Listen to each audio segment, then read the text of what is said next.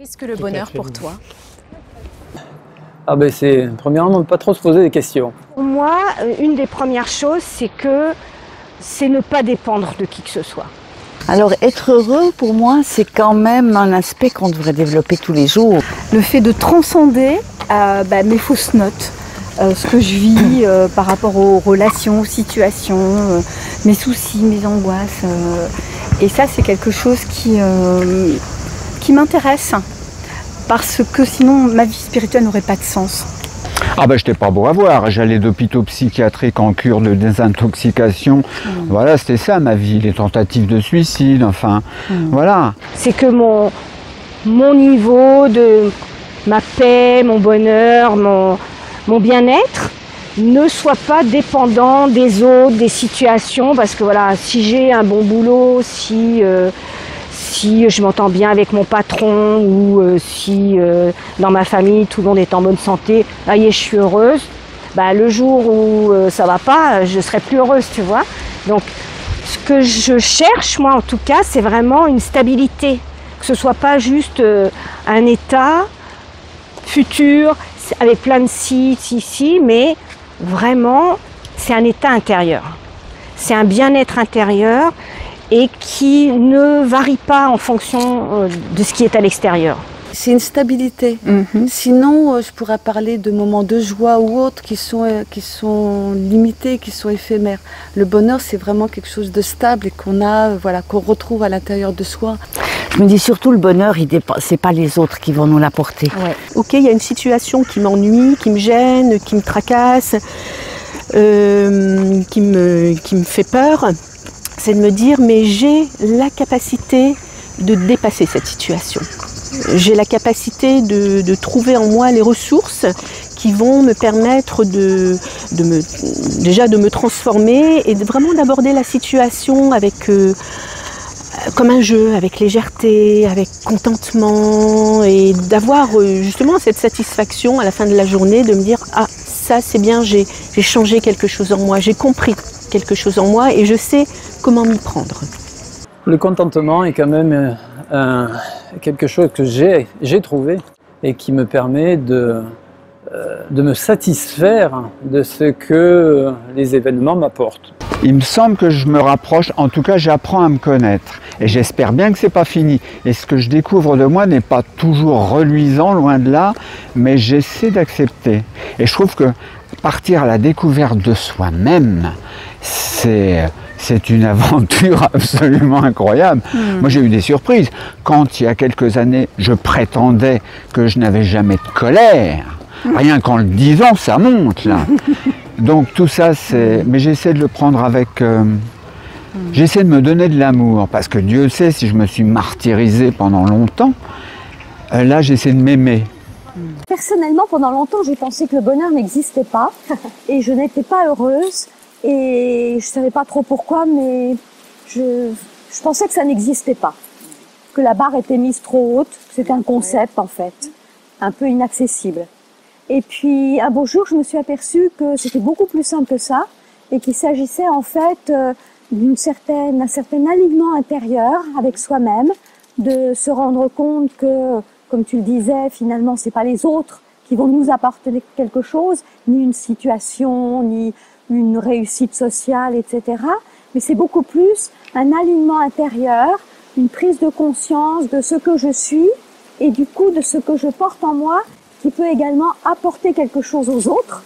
Et de ce fait, ça me rend heureuse parce que je sais que je suis là pour quelque chose, ça donne du sens. Pour moi, le bonheur est lié à la prise de conscience que la vie a un sens et que ce sens, c'est ce que je porte en moi et que je peux apporter aux autres.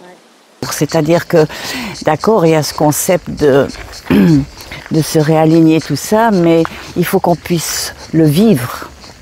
C'est pas seulement quelque chose de conceptuel, quoi. Être heureux, c'est profiter des choses, de toutes les petites choses, de tous les petits bonheurs, de la vie de tous les jours. J'ai su en gros pourquoi j'étais là, où j'allais, d'où je venais, ce qui n'est pas une mince affaire. Je pense que tous les gens qui sont ici ne le savent pas trop, pas forcément, ce qui ne les dérange peut-être pas. Hein. Mais moi je trouvais la vie absurde et douloureuse. Et je voyais le monde comme un monde vraiment de souffrance. Je ne voyais que ça. Mais surtout, je ne savais pas qui j'étais. J'avais aucun... J'étais paumé. Pour moi, le bonheur, c'est un soleil, quoi. Ça rayonne. C'est-à-dire que comme c'est un état d'être, c'est comme un trop-plein, tu vois. Et du coup, ça que j'aime bien, ça colore un peu tout ce que tu fais. Il y a de la joie, il y a de l'énergie qui rejaillit sur les autres et qui apporte à ton insu quelque chose aux autres. Moi, en fait, mon tempérament de feu a fait que quand j'ai eu une forme de révélation de ce que je devais ou ce que j'allais vivre, et à travers ça, ce qui est paradoxal, c'est que je suis rentrée dans quelque chose d'un peu conforme qui ne me convenait absolument pas. C'est-à-dire que, comme si ce que je voyais autour de moi était un côté d'exemple, mais ça ne me convenait absolument pas. Et ça a duré assez longtemps. Alors, bien sûr, j'ai trouvé des projets qui m'intéressaient pour exprimer ce tempérament de feu, une forme de créativité qui est en moi. Et en fait, ce qui m'a, à un moment donné, vraiment ramené dans le côté de me tempérer, c'est la maladie. La maladie du corps. C'est-à-dire que le corps m'a donné des signaux très forts que je n'étais absolument pas sur la bonne ligne, enfin sur la ligne juste, parce que c'était plus possible que ça continue comme ça. Donc j'ai eu à un moment donné une rupture de 2 ligaments qui m'a clouée au lit. Et là j'ai eu le temps, je peux te dire, de réfléchir sur le sens de ma vie. Il y a cet aspect aussi de savoir prendre tous les jours quelque chose qui va nous amener ce bonheur intérieur. Parce qu'il y a assez d'événements qui nous font tomber de notre niveau de bonheur, donc il faut trouver quelque chose tout le temps qui nous y ramène. Donc c'est peut-être un peu cet aspect-là. En t'écoutant, j'avais comme ce mot qui me venait, la capacité de se mettre dans un état de gratitude. Est-ce que c'est aussi ça que tu voulais dire ? Ah oui, la gratitude par rapport à la vie. En même temps, tu sens pas que ça vient de toi et l'autre ne se sent pas redevable. C'est vraiment le soleil, quoi. Le soleil, il chauffe, il éclaire, il chauffe bien d'ailleurs. Il éclaire, il réchauffe, il donne la lumière. Mais voilà, c'est son boulot, il le fait et puis c'est comme ça. Et puis on rayonne en fait, on le voit sur le, je pense, c'est pour ça que je parle de contentement, pour moi c'est le mot qui se rapproche le plus. Ouais. C'est voilà, quelqu'un qui, ça se voit, je pense, ça se voit sur le visage, le bonheur. Tout à fait, oui. Et là je me suis dit, en fait là ça y est, je suis dans un virage, soit je le négocie, soit je vais dans le mur.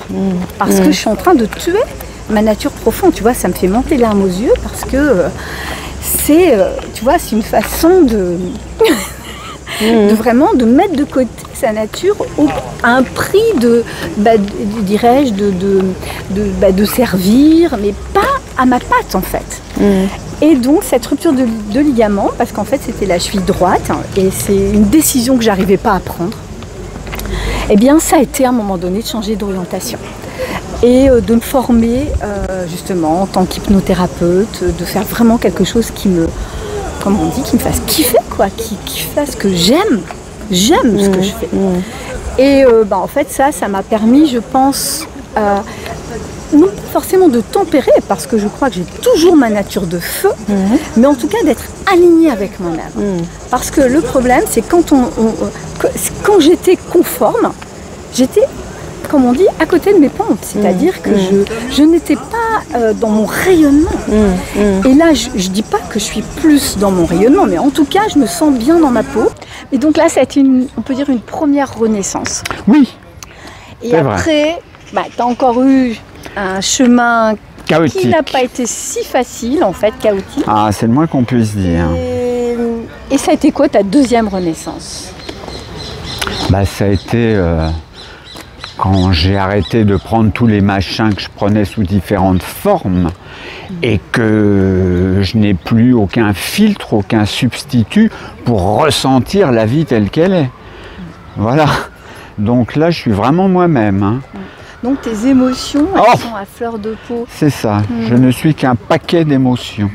Et en fait, toi, tu estimes que c'est mieux de ressentir ces émotions que de les couper comme tu as fait pendant tant d'années? Mais oui, mais alors c'est sûr que c'est plus confortable de les couper.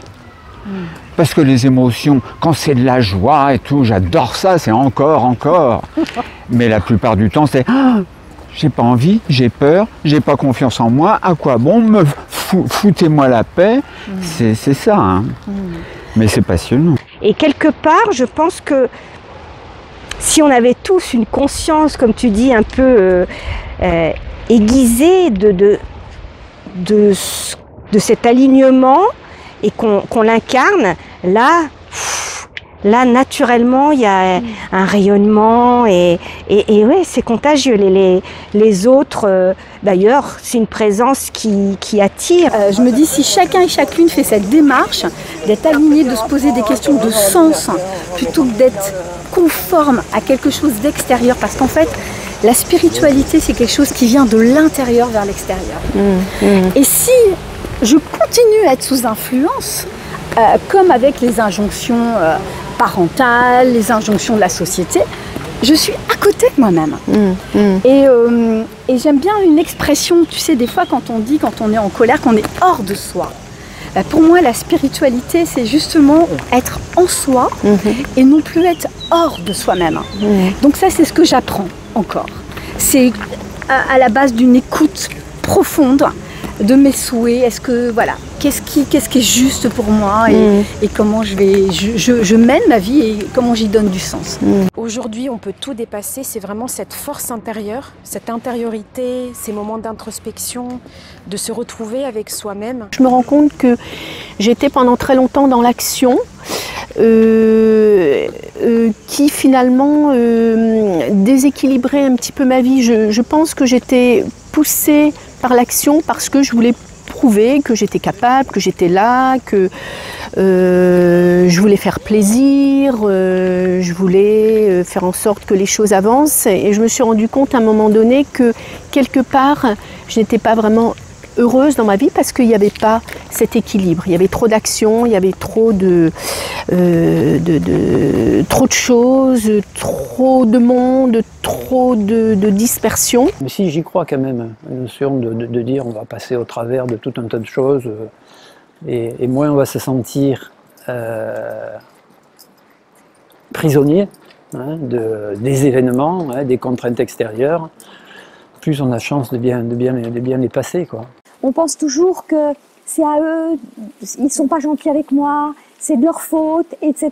Alors qu'en fait, tant que je n'ai pas trouvé cette pépite que je porte en moi, qui est la beauté, qui est ma spécialité, qui est ce que je peux partager. D'ailleurs, tout à l'heure, je disais apporter, mais dans mon esprit, c'est plutôt partager avec les autres.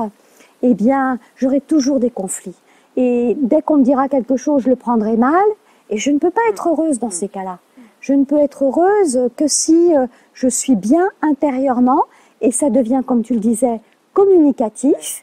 Et du coup, ma relation avec les autres s'en ressent et tout va bien, quoi.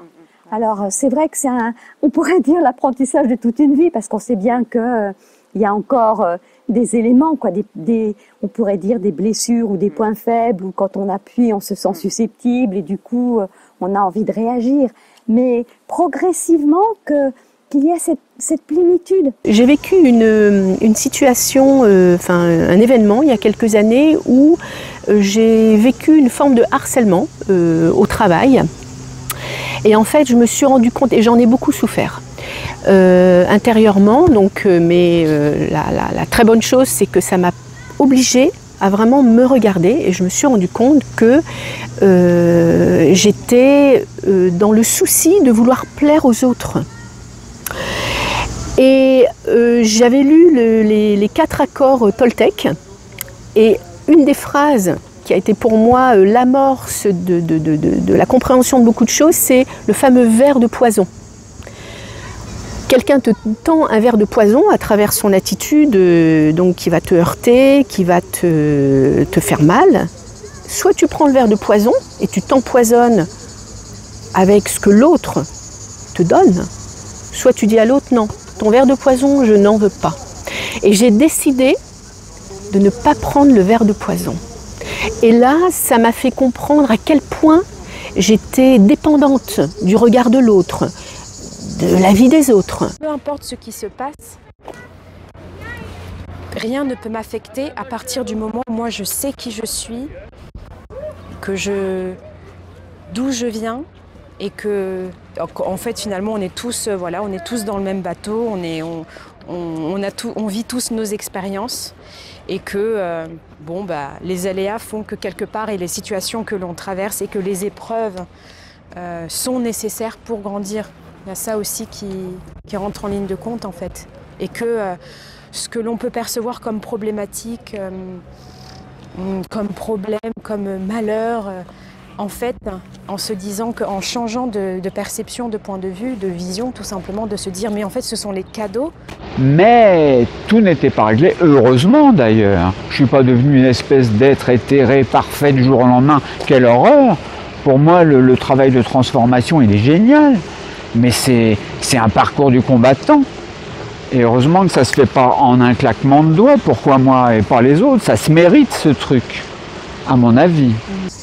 Et là, je pense que ça m'a permis de commencer à me forger ma propre individualité. Je me suis dit, mais qui est l'autre pour que je me soumette à son regard, pour que je perde de mon estime de moi-même parce qu'il me regarde d'une certaine façon, parce qu'il parle de moi d'une certaine façon. Et là, ça m'a donné une force intérieure qui fait que je me suis dit, mais je n'en ai rien à faire. Je suis ce que je suis, que ça plaise ou que ça ne plaise pas. Et donc, ça a commencé à me donner une trame, une nouvelle trame pour ma vie et qui m'a vraiment fait énormément de bien parce que je me suis sentie beaucoup plus confiante. J'ai retrouvé cette confiance en moi-même, en tout cas je l'ai reconstruite, même si elle n'est pas encore totalement dans, je dirais, mon idéal. Mais en tout cas, je pense que ça m'a permis vraiment de bien me relever avec des certitudes intérieures et de me rendre compte que j'étais donc impressionnable par certaines personnes et que je le suis de moins en moins. Il y avait toujours cette petite lumière d'espoir, même si j'y arrivais pas. Je parle toujours de mes histoires, mais je n'arrivais pas à pu me droguer, quoi. Disons les choses comme elles sont. Il y a toujours, ça m'embêtait vraiment de mourir, de finir ma vie en continuant à prendre des trucs. C'était pas possible, il fallait essayer. Et j'ai essayé pendant des décennies, ça ne marchait pas, mais tu as raison, il y avait toujours cette petite lumière. Ouais. Donc voilà, mais ça a été le fait de croire en Dieu très très fort. Et ça me tient encore aujourd'hui, c'est formidable, n'a pas résolu le problème. Ça a donné un sens à ma vie, c'est merveilleux. La relation que j'ai avec lui, c'est ludique, c'est plein de confiance, c'est drôle, c'est de l'amour, c'est génial. Mais j'ai besoin des autres pour être bien et pour me transformer. C'est une espèce de... c'est un tout. Il y a 2 jours, j'ai rencontré quelqu'un que je ne connaissais pas, que je connaissais de nom, mais que je n'avais jamais vu. Et le premier mot qui m'est venu quand j'ai vu cette personne, c'est « épanoui ». Et j'ai trouvé ça merveilleux parce que on rencontre peu de gens épanouis. Quel que soit le chemin, il y a très peu de gens épanouis. Et elle, ça se voyait sur son visage. Son visage était éclairé, on sentait justement cet éclairage de l'intérieur. Et je me suis dit, waouh, qu'elle est belle. Ouais, je vois.